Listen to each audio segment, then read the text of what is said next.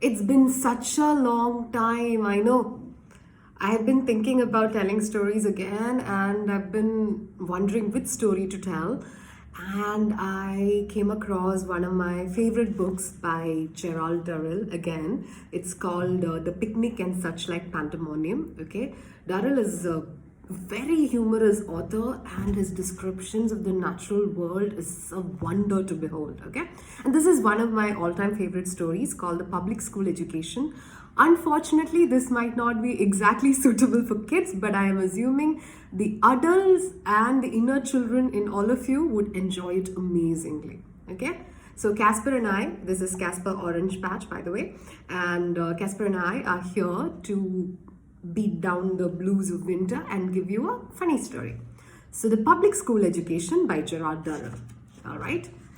Venice is one of the most beautiful of European cities and one that I had visited frequently but never stayed in. Okay. I'd always been on my way to somewhere else and so never had the time for proper exploration. Just like most of us, wherever we go, we pass through many places, but we never manage to stop and, smell the air, by the way. Yeah. So one red hot summer, when I had been working hard and was feeling tired and in need of a change, I decided that I would go and spend a week in Venice and relax and get to know her. I felt that a calming holiday in such a setting was exactly what I needed. Do you also feel that way? Are you also forward to your Christmas, New Year holidays? Well, this person, the author, Darrell, was also looking forward to it, but I have rarely regretted a decision more.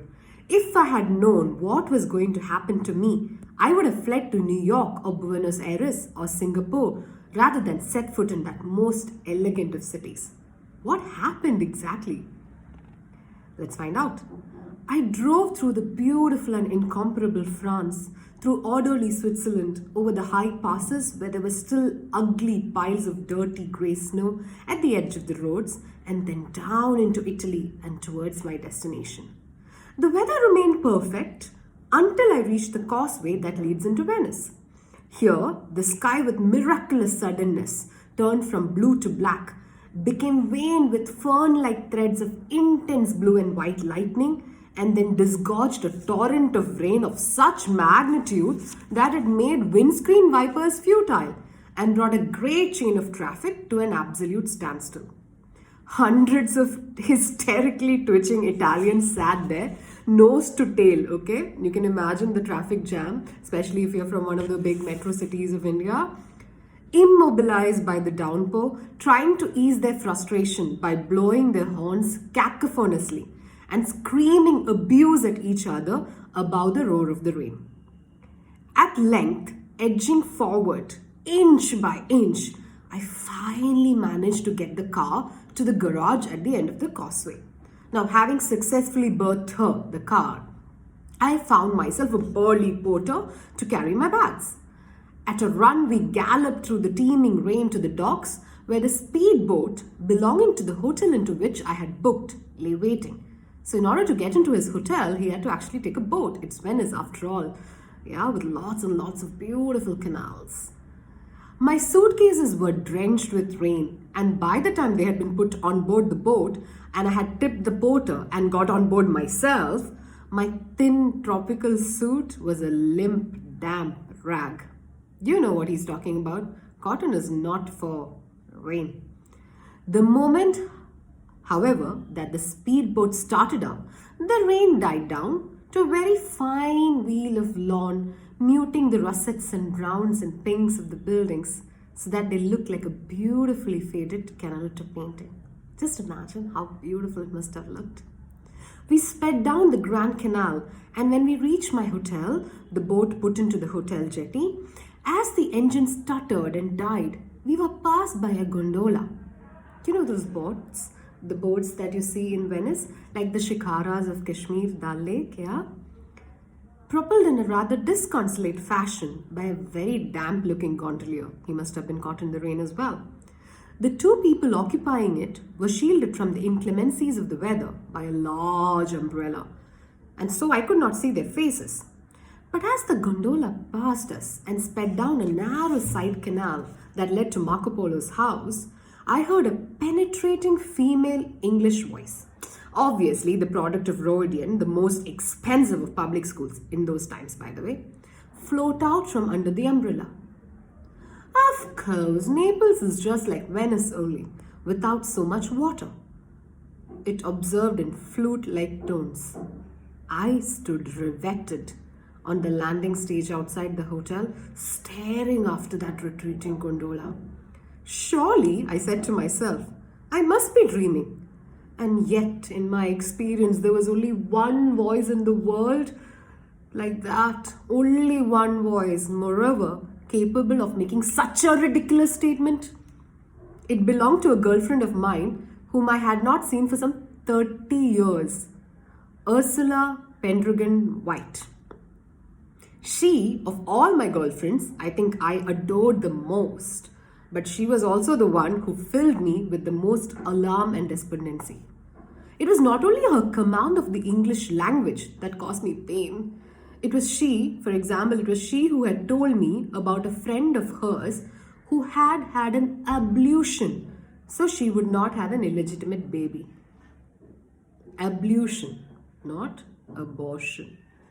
But her interference in the private lives of a wide circle of acquaintances caused me pain as well. When I had last known her, she was busy trying to reform a friend of hers who she said was drinking so much that he was in danger of becoming an incoherent. Straight face. But no, I thought to myself, no, it could not be Ursula. She was safely, happily married to a very dull young man and lived in the depths of Hampshire, in England. What on earth would she be doing in Venice at a time of year when all good farmers' wives were helping their husbands get the harvest in or organizing jumble sales in the village? In any case, I thought to myself, even if it was Ursula, I did not want to get tangled up with her again. And we know what is going to happen, right? Obviously. I had come here for peace and quiet. And from my past experience of her, I knew that close contact with her brought anything but that. Speaking as one who had to pursue a Pekingese puppy, a puppy, through a crowded theatre during a Mozart concert, I knew that Ursula could get one involved in the most horrifying of predicaments without even really trying. No, I thought it could not have been Ursula, and even if it had been, thank God she had not spotted me. Okay, going on with the tale. The hotel was sumptuous, and my large and ornate bedroom overlooking the Grand Canal was exceedingly comfortable. After I had changed out of my wet things and felt a little more comfortable, and I had a bath and a drink, much more important, I saw that the weather had changed and the sun was blazing, making the whole of Venice glitter in a delicate sunset of colors. I walked down numerous little alleyways, crossed tiny bridges over canals, until I came at length to the vast Piazza San Marco, lined with bars, each of which had its own orchestra. Imagine that. Hundreds of pigeons wheeled and swooped through the brilliant air as people purchased bags of corn and scattered these largesse for the birds on the mosaic of the huge square. He's painting a picture for us to understand what it must have been like, right? The whole scene. I picked my way, I'm so sorry. I picked my way through the sea of birds until I reached the Doge's palace, where there was a collection of pictures that I wanted to see. The palace was crammed with hundreds of sightseers of a dozen different nationalities. From Japanese, of course, now this is stereotypical, you would have seen it in sitcoms even in recent times. From Japanese, festooned like Christmas trees with cameras, to portly guttural Germans and lithe blonde Swedes. Wedged in this human lava flow, I progressed slowly from room to room, admiring the paintings. Suddenly, I heard the penetrating, flute-like voice up ahead of me in the crowd. It said, "Last year in Spain, I went to see all those pictures by Gruer." Please forgive my pronunciation. So gloomy with lots of corpses and things. So depressing, not like these. I really do think that Cannelloni is positively my favorite Italian painter. Scrumptious. What is cannelloni? Pasta. Not the name of a painter. Now I knew beyond a shadow of doubt that it was Ursula. No other woman would be capable of getting a cheese, a pasta, and two painters so inextricably entwined. Yeah, she meant to say something, but she said something totally different, making it incomprehensible for anyone but someone who had known her for a long time to decipher what she said. I shifted cautiously through the crowd until I could see her distinctive profile, the large, brilliant blue eyes, the long, tilted nose, oof, beauty, the end of which looked like as if it had been snipped off. An enchanting effect, actually. And her cloud-like mass of hair, still, to my surprise, dark. 35 years, right, he said, since he last saw her. But with streaks of silver in it. But yeah, so she is aging, but not as much. She looked as lovely as ever, but the years had dealt kindly with her. She was with a middle-aged, a very bewildered-looking man who was gazing at her in astonishment at her culinary artistic observation. I felt from his amazement that he must be a very comparatively new acquaintance. For anyone who had known Ursula for any length of time would take her last statement in his stride. Ordinary, nothing extraordinary. Beautiful and enchanting though she was, I felt it would be safe for my peace of mind, for which I had come to Venice, okay? It would be safer not to renew my acquaintance with her, lest something diabolical resulted to ruin my holiday. Reluctantly, I left the palace, determined to come back the following day when I felt Ursula would have had a fill of pictures. I made my way back into the Piazza San Marco, found a very pleasant cafe, and sat down to a well-earned brandy and soda. All the cafes around the square were packed with people, and in such a crowd I felt, certain to escape observation. She wouldn't spot me here. In any case, I was sure Ursula would not recognize me, for I was several stone heavier, many kilos heavier than when she had last seen me. My hair was grey and I now sported a beard. Well, much better than Wonder Woman, being asked to just put on glasses to just disguise her. Remember the woman saying, as though she's not the most beautiful looking woman in the entire world. I never understood that glasses can make you look way less beautiful. You don't look dowdy just because you have glasses on. You don't, Aishwarya Rai puts on glasses and she's no longer Aishwarya Rai? No way. But yes, he looks much more different. So he had some certainty on his side that Ursula might not recognize him. So he felt safe. I sat there to enjoy my drink and listen to the charming Strauss waltzes the band was playing.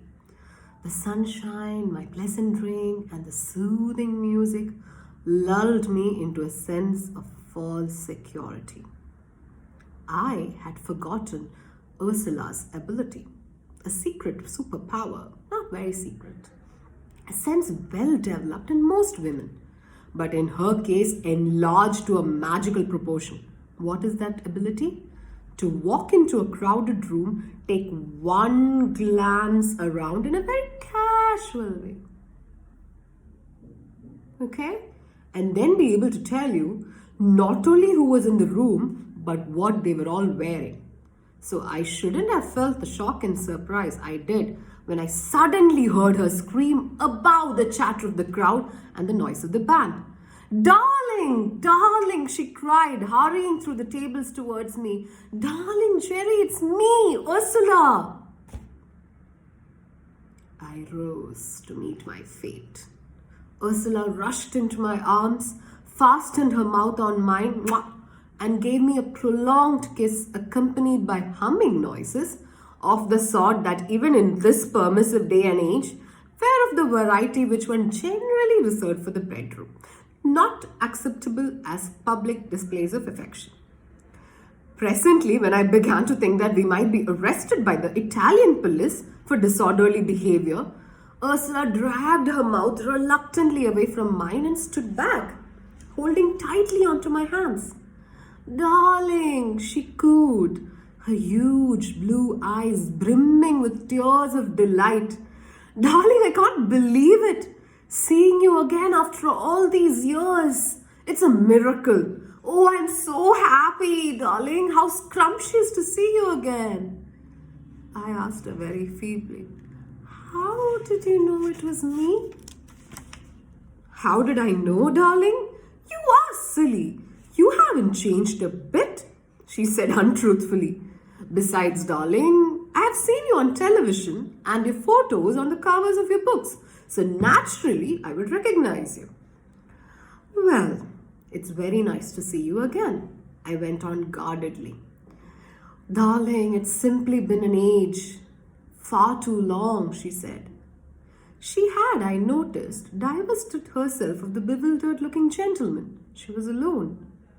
I suggested, "Sit down and have a drink." "Of course, sweetie, I would love one." She seated herself, willowy and elegant, at the table. I beckoned the waiter. "What are you drinking?" she asked. "Brandy and soda." "Ugh," she said, shuddering delicately. "Ugh. How positively revolting. You shouldn't drink it, darling. You'll end up with halitosis of the liver." I said long-sufferingly, "Never mind my liver." Cirrhosis is what she meant, by the way. "What do you want to drink?" "I'll have one of those Bonnie Prince Jolly things." The waiter stared at her blankly. He did not have the benefit of my early training with Ursula. "Madam would like a Dubonnet. I believe that's how it's pronounced. I do not know." I said, "And I will have another brandy." I sat down at the table and Ursula leant forward, gave me a ravishing, melting smile, and seized my hand in both of hers. "Darling, isn't this romantic? You and me meeting after all these years in Venice? It's the most romantic thing I've heard of, don't you think?" "Yes," I said cautiously. "How is your husband?" "Oh, didn't you know? I'm divorced." "Oh, I'm sorry." It's all right. It was better, really. You see, poor dear, he was never the same after he got foot and mouth disease." Even my previous experience of Ursula had not prepared me for this. "Toby got foot and mouth disease?" I asked. "Yes, terribly," she said with a... "And he was never really the same again." "I should think not. But surely cases of humans getting it must be very rare?" "Humans?" she said wide-eyed. "What do you mean?" "Well, you said that Toby..." I began when Ursula gave a shriek of laughter. "You are silly," she crowed. "I meant that all his cattle got it. His whole pedigree herd that had taken him years to breed. He had to kill the lot, and it seemed to affect him a lot, poor lamb. He started going about with the most curious women and getting drunk in nightclubs and all that sort of thing." I said, "I never realized that foot and mouth disease could have such far-reaching effects. I wonder if the Ministry of Agriculture knows." "Do you think they'd be interested?" Ursula asked in astonishment. "I could write to them about it if you thought I ought to." No, I said hastily. "I was only joking." "Well, tell me about your marriage," I confessed. "I'm divorced too." "You are? Darling, I told you this meeting was romantic," she said, all misty-eyed. "The two of us meeting in Venice with broken marriages. It's just like a book, darling." "Well, I don't think we ought to read too much into it," I spun. "What are you doing in Venice?" "Well, nothing," I said unguardedly. "I'm just here for a holiday." Oh, wonderful, darling, then you can help me. No, no, no, no, I said hastily. I won't help you. Darling, you don't even know what I'm asking you to do. Very plaintively, she said, Baba. I don't care what it is, I am not doing it. Sweetie, this is the first time we've met in ages, and you're being horrid to me before we even start. I don't care. I know all about your machinations from bitter experience, and I do not intend to spend my holiday getting mixed up with whatever awful things you're doing. You are beastly. You're perfectly beastly. Here I am, alone in Venice, without a husband, and you won't lift a finger to help me in distress. You're revolting and unchivalrous and beastly. Okay, all right, tell me about it. But I warn you, I am not getting involved. I came here for peace and quiet. Well, Ursula said, drying her eyes and taking a sip of a drink, I'm here on what you might call an errand of mercy. The whole thing is fraught with difficulty and imprecations. Imprecations? I asked, fascinated in spite of myself. Ursula looked around to make sure we were alone, okay? Okay, secret. As we were only surrounded by some 5,000 junketing foreigners, she felt it was safe to confide in me. All right. Imprecations in high places. It's something you must not let go any further. Don't you mean implications? I asked, wanting to get the whole thing on more or less an intelligible plane. I mean what I say. I do wish you'd stop trying to correct me. It was one of your worst characteristics in the old days that you would go on and on correcting me. It's very irritating, darling. I'm sorry. Do go on and tell me who in high places is imprecating whom. Well, that's why I've had to come to Venice. Because I'm the only one Reggie and Marjorie will trust, and Perry too for that matter. And of course the Duke, who's an absolute sweetie and is naturally so cut up about the whole thing, what with the scandal and everything. And so naturally when I said I'd come, they jumped at it. But you mustn't say a word about it to anyone. Darling, promise? Did you get that? He obviously didn't. What am I to say not a word about? I asked dazedly and signaled the waiter for more drinks. But I've just told you, Ursula said impatiently, about Reggie and Marjorie and Perry and of course the Duke.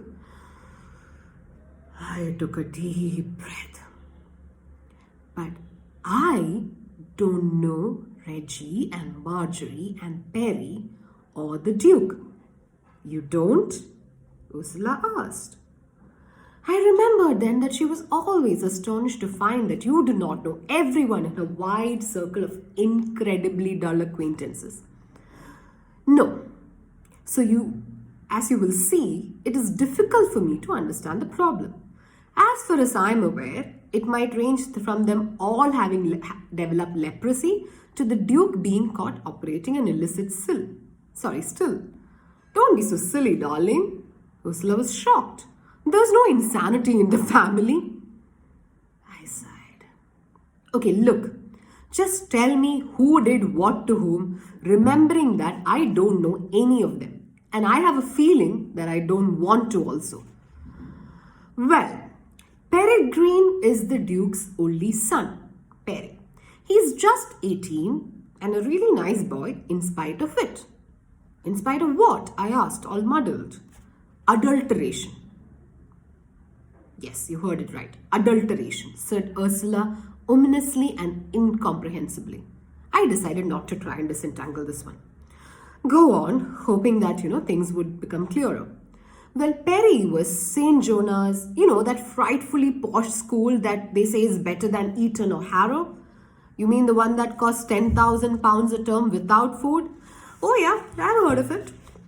My dear, only the very best people's children get sent there. It's as exclusive as Harrods? Well, more or less, she agreed. So Perry was at St. Jonas. Go on. Yes, and doing frightfully well. At least so the headmaster said. And out of the blue came this bolt. Bolt? What bolt? Out of the blue, darling. You know how bolts come. I do wish you'd stop interrupting. And let me get on with the story, darling. I wish you'd get on with the story too. So far, all I've got out of this is an adulterated duke's son with a bolt, and I have no means of knowing whether this is an affliction or not. Okay, well, be quiet and let me tell you. If you'd stop talking for a moment, I could get a word in sideways. I sighed again. I think you'll be hearing me sigh quite a bit. All right, I'll be quiet. Thank you, darling, she said, squeezing my hand. Well, as I say, Perry was doing frightfully well when along came this bolt. Reggie and Marjorie went to the school. Reggie was employed as their art master because, he's awfully good at oil painting and etching and things like that. Although I do think he's rather eccentric, and so I was surprised at St. Jonas taking him, really, because it's so posh that they don't really go in for eccentrics, if you know what I mean. Why is he eccentric? Well, my dear, don't you think it's eccentric to have an oil painting of your wife in the nude hung over the mantelpiece in your drawing room? In your drawing room? I told him I thought it was more suitable for the bathroom. If you had to put it on the wall, that is. And he said he had thought of hanging it in the guest bedroom. I ask you, darling, if that's not eccentric, what is? I did not say so, but I rather warmed to Reggie. So Reggie was the bolt? I inquired. No, darling, Marjorie was the bolt. The moment Perry saw her, he fell violently in love with her. Well, because she's rather beautiful, if you like those women from South Seas that Chopin used to paint. Gauguin? I suggested. Probably. Anyway, she really is quite pretty, but I think she's just a weeny bit stupid. Well, she behaved very stupidly with Perry because she encouraged him. And then came another bolt. Another bolt? I queried, steeling myself. Yes, my dear, the silly girl went and fell in love with Perry. And as you know, she's almost old enough to be his mother and has a baby on top of that. Well, perhaps she's not old enough to be his mother exactly, but he's 18 and she's 30 if she's a day. Although she always swears she's 26. But anyway, it doesn't alter the fact that the whole thing was most unsuitable. Naturally, Reggie got very despondent. Well, he could have solved the problem by giving Perry the portrait of Marjorie, I suggested. Ursula gave me this very reproving look.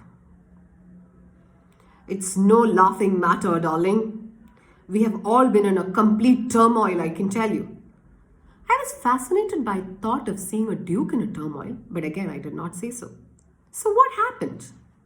Well, Reggie tackled Marjorie, and she confessed that she had fallen in love with Perry and that they had been having an affair behind the gym, of all uncomfortable places.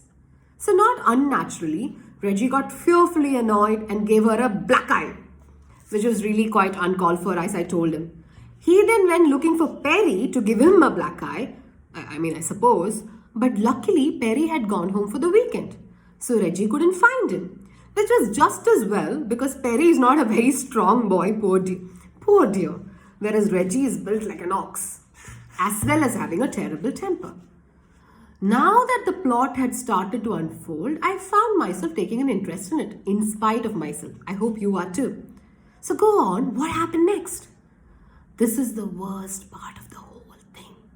She took a sip of her drink and glanced around to make sure that the whole of Venice, now assembled around us for a pre-lunchtime drink, was not eavesdropping. She leaned forward, pulled me towards her by my hand. I leant across the table and she whispered in my ear, "They eloped," she hissed. "They eloped," and sat back to see the effect of her words. "You mean Reggie and Perry eloped?" "Idiot. You know perfectly well that I mean Perry and Marjorie eloped. I do wish you would stop making fun of this. It's very serious. I'm sorry, do go on. Well, slightly mollified, Ursula said, of course, this really put a cat among the pigeons. Reggie was simply furious because Marjorie had not only eloped, but had taken the baby and the nanny also with her. It certainly sounds like a very overcrowded elopement. And naturally, Perry's father took it very hard, as you can imagine it's difficult for a duke to condone his only son's adulteration. But adultery is when the husband is at fault, as a rule, I said. I protested. I don't care who is at fault. It's all still adulteration. I sighed again. The problem itself seemed complex enough without the additional difficulty of having Ursula's interpretation of it. In any case, she went on, as I told Marjorie, it was as good as incest. Incest? Yes, after all, the boy was underage, and in any case, as she well knew, adulteration had to be done by adults. I took a deep drink of my brandy to steady myself. It was obvious that Ursula had grown worse over the years. I think I'd better take you to lunch while you tell me the rest of this. Oh, darling, will you? How wonderful. But I mustn't be late because I've got to go to Marjorie's because I don't know where Reggie is and the Duke is arriving. You mean, I said very slowly and carefully, that all these people you've been talking about are here in Venice? But of course, sweetie, that's why I want you to help me. Didn't you understand? No, I did not understand. But just remember that I have not the slightest intention of getting muddled up in this affair. Let's go and have lunch. Where would you like to go? I'd like to go to the Laughing Cat. Where the hell is that? I don't know, but I was told it was very good. Yeah? All right, I'll find out, I said. I called the waiter over, paid for the drinks, asked the way to the Laughing Cat.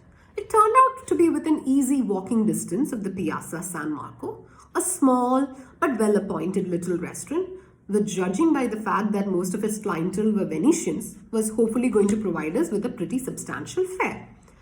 We found a pleasant table out on the pavement under an awning, and I ordered mussels simmered in cream and parsley, followed by stuffed shoulder of kid, young lamb, with a chestnut puree, the way they serve it in Corsica.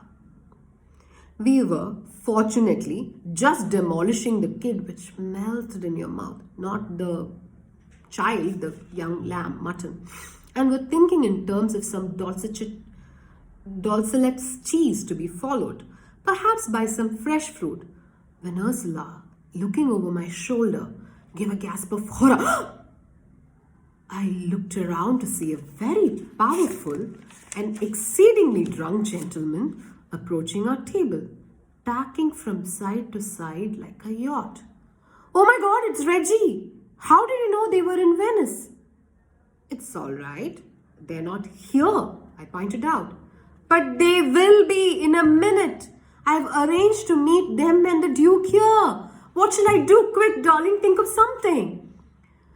Whether I liked it or not, it seemed inevitable that I was going to get embroiled in this whole ridiculous saga.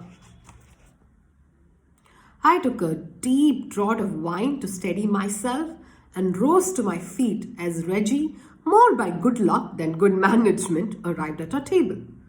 Reggie, darling, cried Ursula, what a lovely surprise. What are you doing in Venice? Ursula.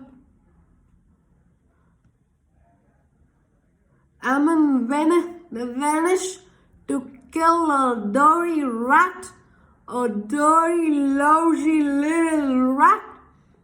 That's what Venice for. That's what she. Not only was Reggie a large man, built on the lines of an all-in wrestler, but he had a large face with a straggling beard and mustache. He was portly bald and wore his hair at shoulder length, okay?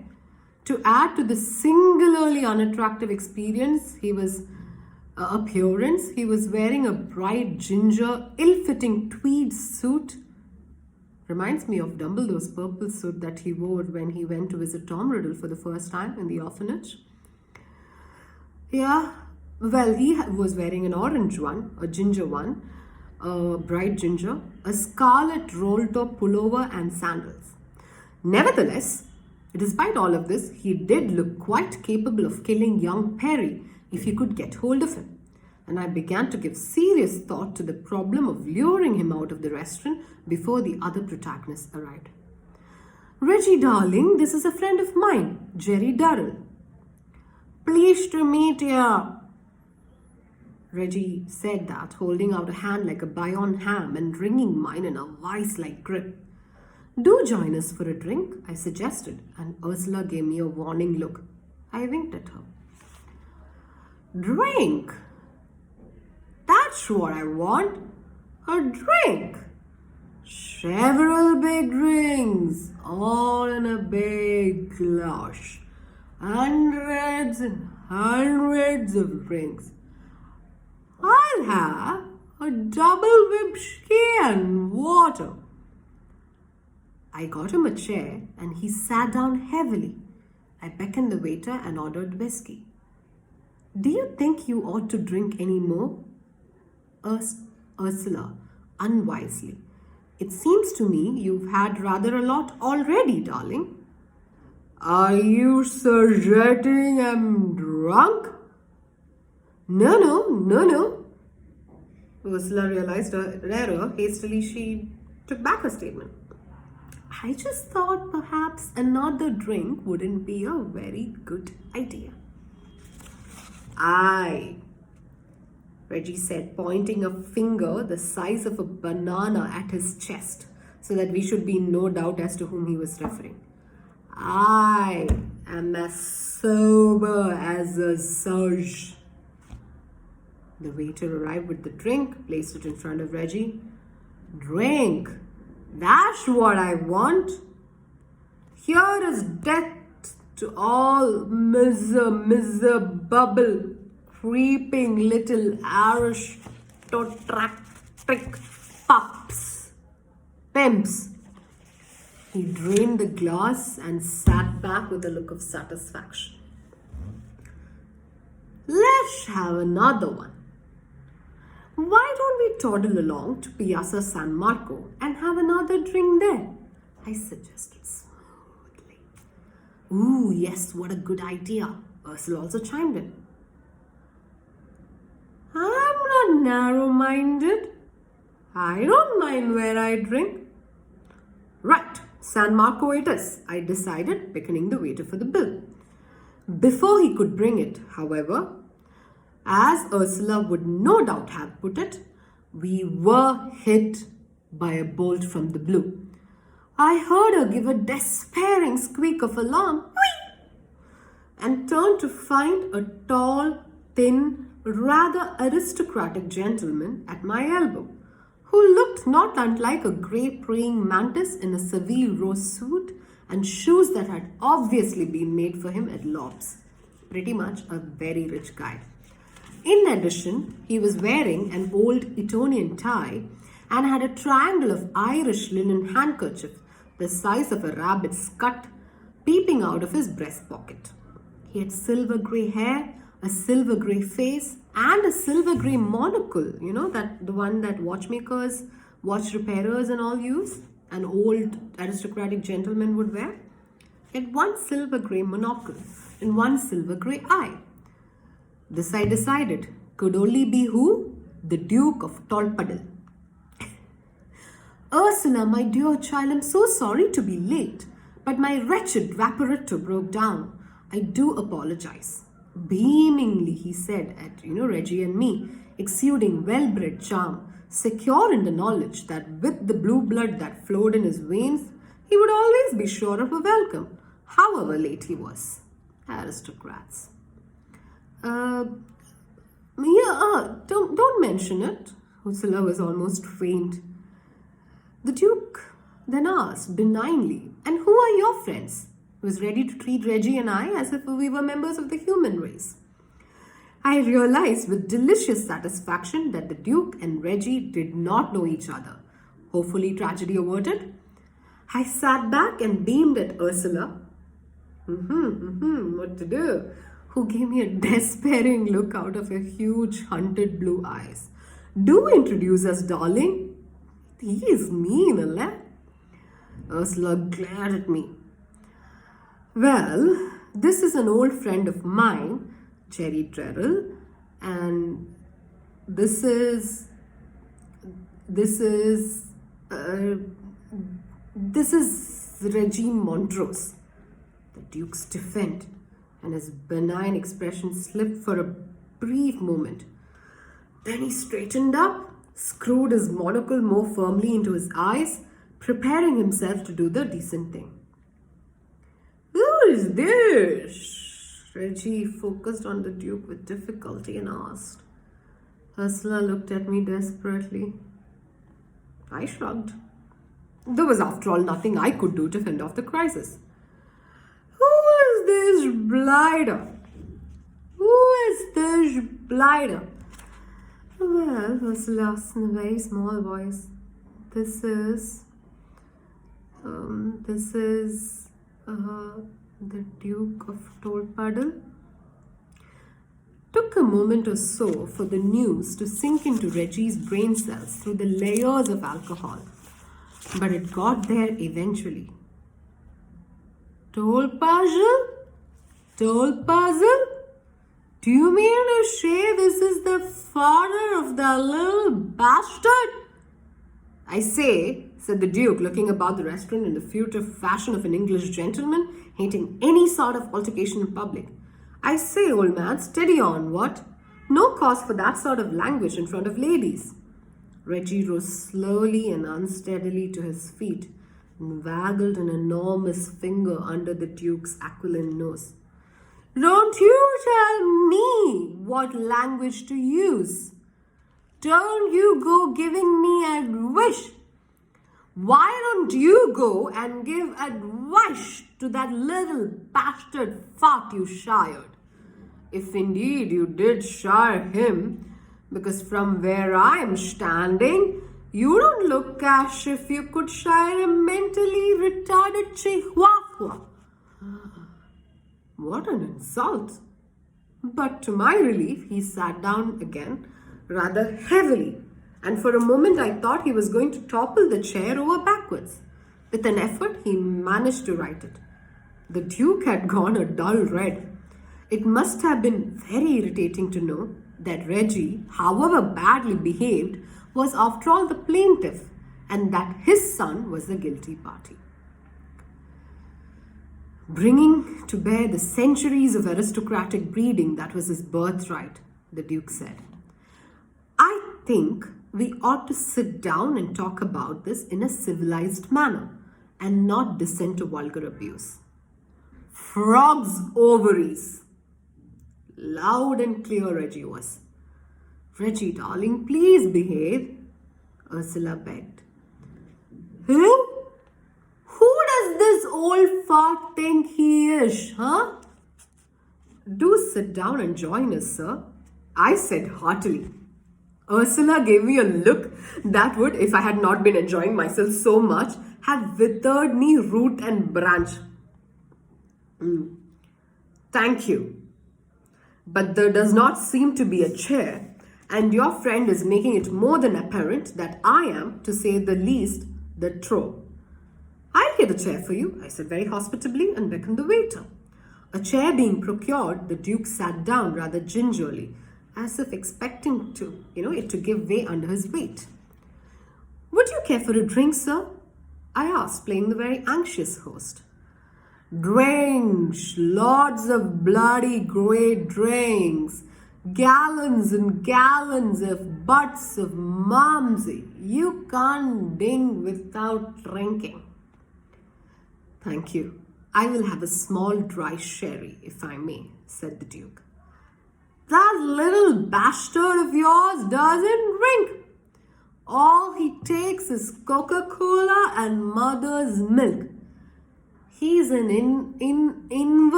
invertebrate, if I ever saw one. Totally, completely completely spineless. Now look here, Mr. Montrose. The Duke was tried beyond endurance. He was tapping his beautifully manicured fingers on the table. I have no wish to quarrel with you. My reason for being in Venice should not strike you as inimical to your own affairs, as opposite to your own affairs. If you will just allow me to explain, I think I can clarify the situation and to some extent put your mind at ease. The only way you can put my mind at ease is to get your bloody little son out of my wife's bed. Very loud, very belligerent. The Duke threw an embarrassed look around the restaurant. All the Italians, not being used to such uninhibited displays from Anglo-Saxons, particularly the British, were watching us with lively curiosity. A show was going on. I have come to Venice to try to do precisely that, said the Duke. What you gonna do? Get him someone else's wife? I propose to deal with him very firmly. I dislike this license as much, if not more, than you do, and it must end. Don't you refer to my wife as a liaison? Reggie went a shade of angry purple that threatened imminence of cardiac arrest.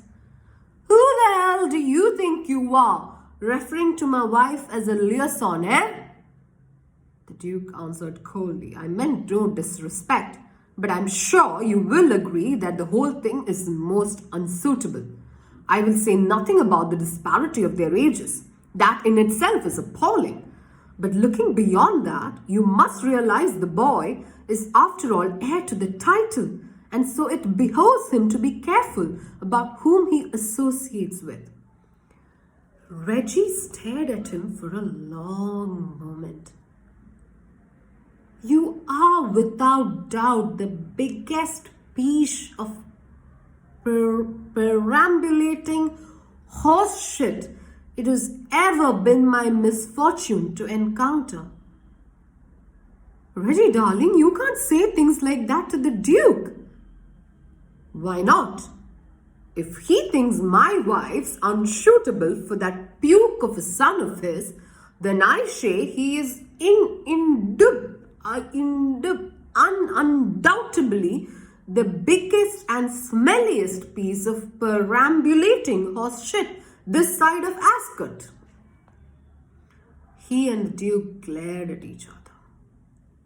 It was at that precise moment that Ursula uttered another piercing squeak, and we were hit by the second bolt from the blue. What do you think happened? Somebody else came in.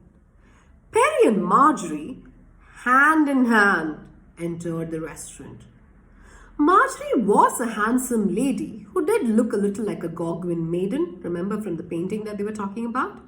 And Perry was a willowy, delicate, and rather beautiful young man in the Byronic style. I had just time to register this before Reggie, uttering a noise like a dyspeptic lion with a thorn in its paw, rose to his feet and pointed a quivering finger at the happy couple, who had become rooted to the spot with horror at being so suddenly confronted.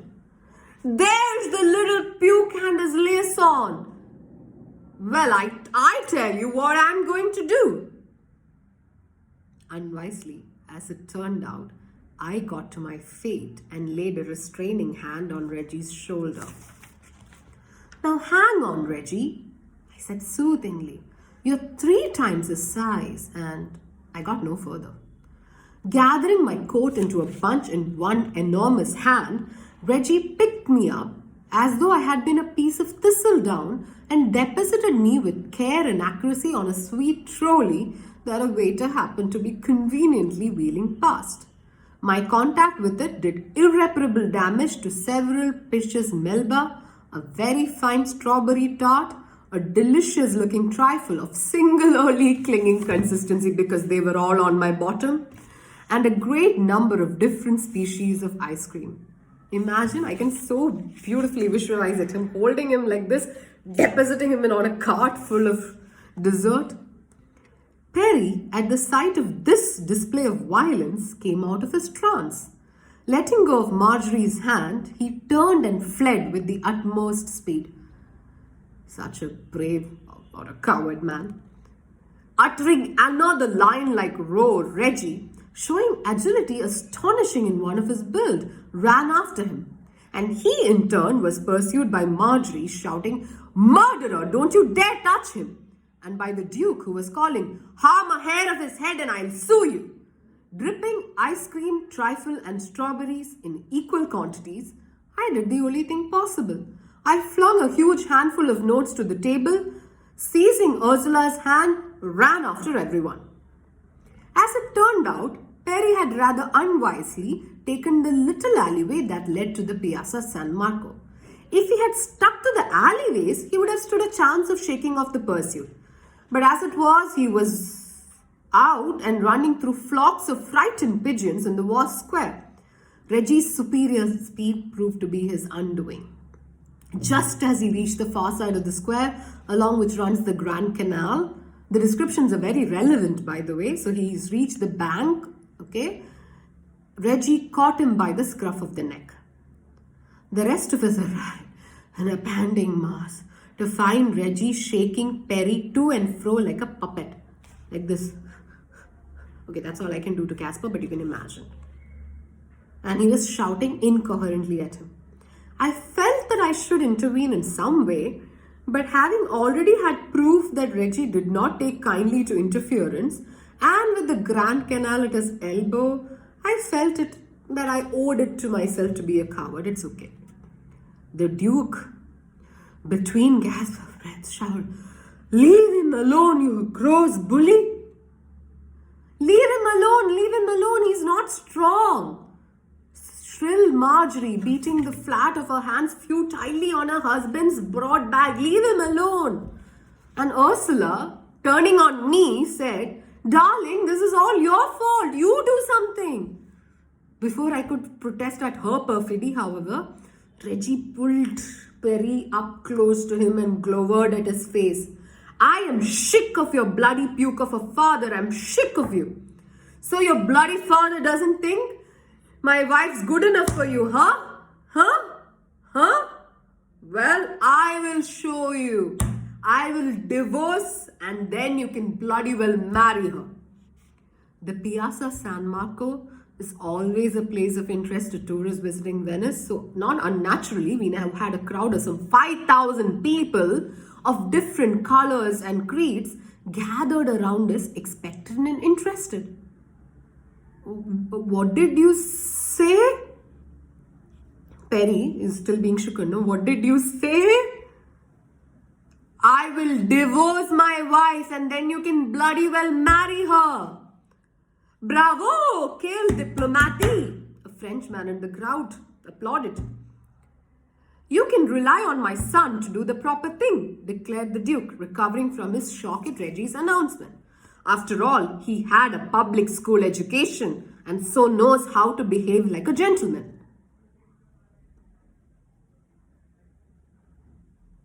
Another bolt. "Yeah, but I don't want to marry her," gasped Perry. "What?" said Reggie. "What?" exclaimed the Duke. "What?" added Marjorie and Ursula, almost in unison. "Ils sont très drôles, les Anglais, n'est-ce pas?" said the Frenchman in the crowd. "Aren't they so fun?" "Very funny, very entertaining, the English people," Perry explained very plaintively. "I'm too young to be married. I'm only 18. "Do you mean to say you refuse to make an honest woman of my wife?" asked Reggie, trying to get the facts straight in his mind. "Well, I'm not going to marry her if that's what you mean," said Perry petulantly. "I must say I agree with the boy. Most unsuitable license," the Duke put in very unwisely. Reggie looked closely into Perry's face and then turned and stared at the Duke. Horse shit, both of you.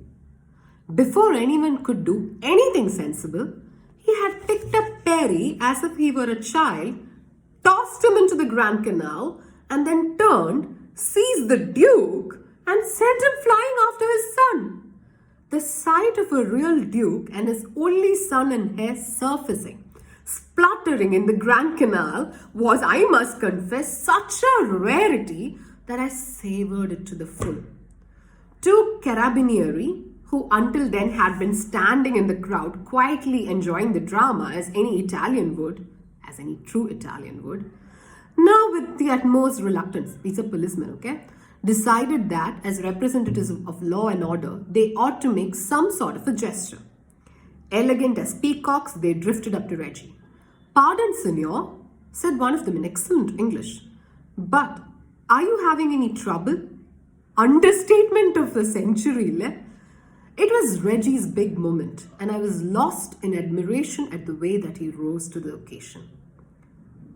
He said very regally, even if unsteadily, "It is kind of you to ask, but I do not require assistance. My wife has been seduced by the son of a duke. I am here to take my wife back home, since I now believe her to be cured of her infatuation. The Duke and his son are that strange couple you see disporting themselves in the canal there. I have no wish to prefer charges against them. Come, Marjorie, let us away." So, he's saying that he does not wish to press charges against them. So saying, he took the by then bewildered and submissive Marjorie by the hand, walked off through the crowd, leaving me with a very damp and angry Duke and his son and two courteous but interested members of the Italian police force.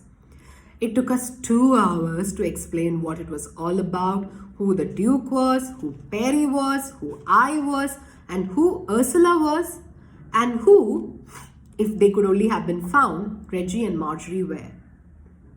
In addition, we had to vouchsafe all the extra information that the bureaucratic machine demands. Date of birth, whether our grandmothers had ingrowing toenails, and so on and so on, all natural stuff. Eventually, limp with exhaustion, we left the Duke and his sulky son and heir, and Ursula and I repaired to a pleasant bar on the Piazza San Marco. "Darling, I do think you handled that wonderfully." Her big blue eyes melting as she gazed at me. "You handled those awful policemen with such aplomb." "Aplomb," I corrected automatically. "That is well," she agreed. "I was so proud of you." "Thank you. What will you have to drink?" "I will have a graffiti with ice."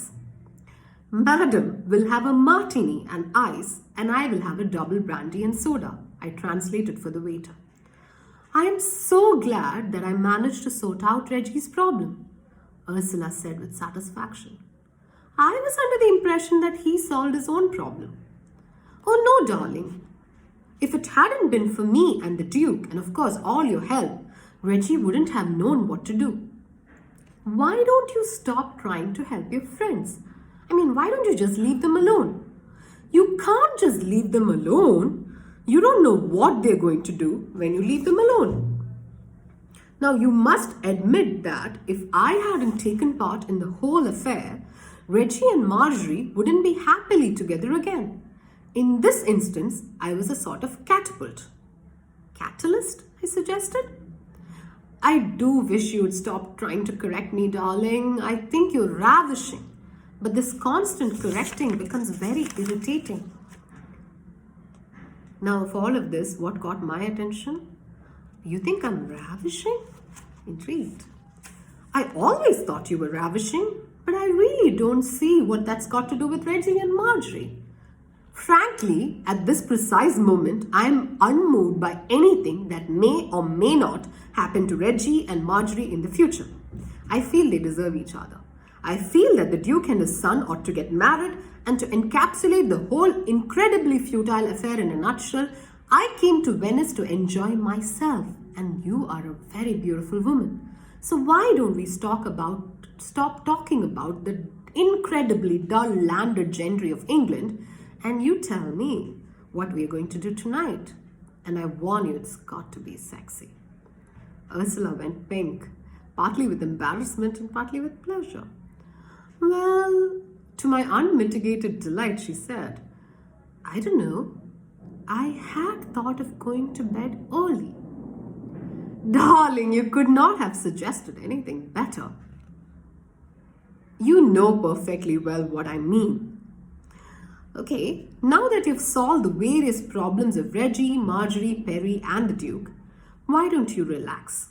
Come and have a disgustingly sexy dinner with me and then decide whether or not you want to spend the next 2 days of your stay in Venice in that squalid pension of yours, very small place, or whether you want to have the bedroom the size of a ballroom overlooking the Grand Canal. Ooh, you haven't got a bedroom looking out over the Grand Canal, you perfect pig.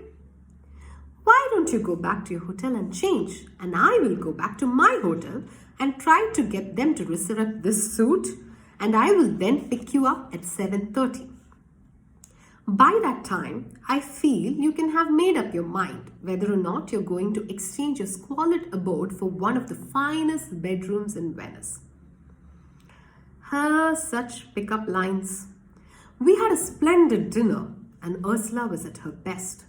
While we dawdled over coffee and brandy, I asked her whether she had given any thought to her change of abode.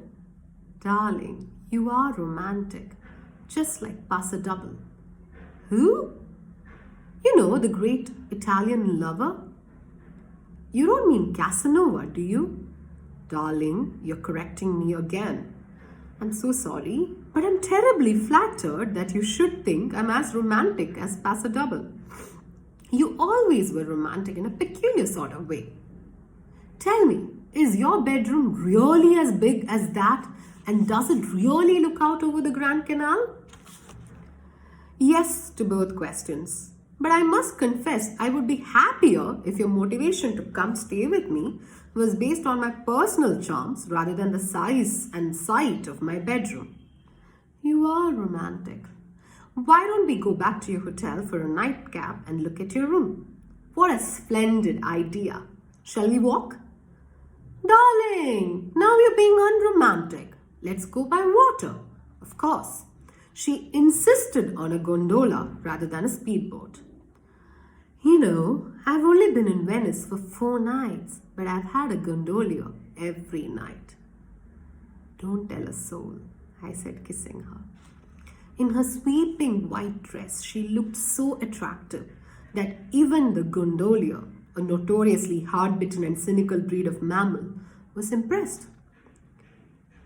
Darling, Ursula paused theatrically in the lamplight on the jetty and said, I think I'm going to enjoy our affair. So saying, she went to get into the gondola, broke the heel of her shoe, and fell headfirst into the canal.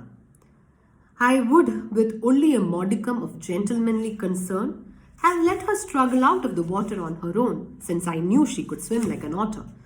But the voluminous dress she was wearing, as soon as it got wet, wrapped itself around her legs and, doubling its weight with water, dragged her down. There was nothing for it. I had to shed my coat, kick off my shoes, and go in after her.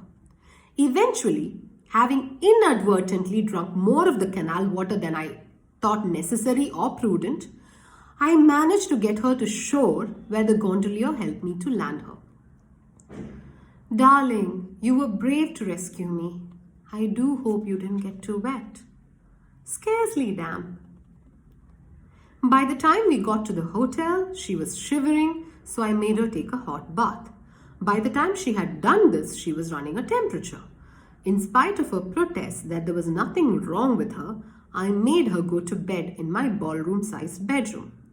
By midnight, her fever was such that I was seriously worried and called a doctor, a sleepy and irritated Italian who did not appear to have ever come within spitting distance of the Hippocratic Oath.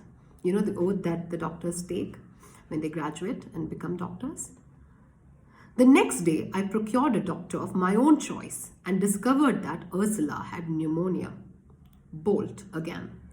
I nursed her devotedly for 2 weeks until the medical profession agreed that she was well enough to travel. Then I took her down to the airport to see her off. As the flight was called, she turned to me, her huge blue eyes brimming with tears. Darling, I did so enjoy your affair. I hope you did too. I wouldn't have missed it for the world, I said, kissing her on our still warm mouth. Even Paso Double, I felt, could not have been more tactful than that in saying a lie. That's all for today, people. I know it was a very, very long story. I probably think that it might be better reading for yourself than listening to it. But I did want to share one of my favorite stories because that is the intention here. Hopefully you enjoyed as much as I do, still do, and you will go read other works of Gerald Durrell as well. Take care. Bye-bye.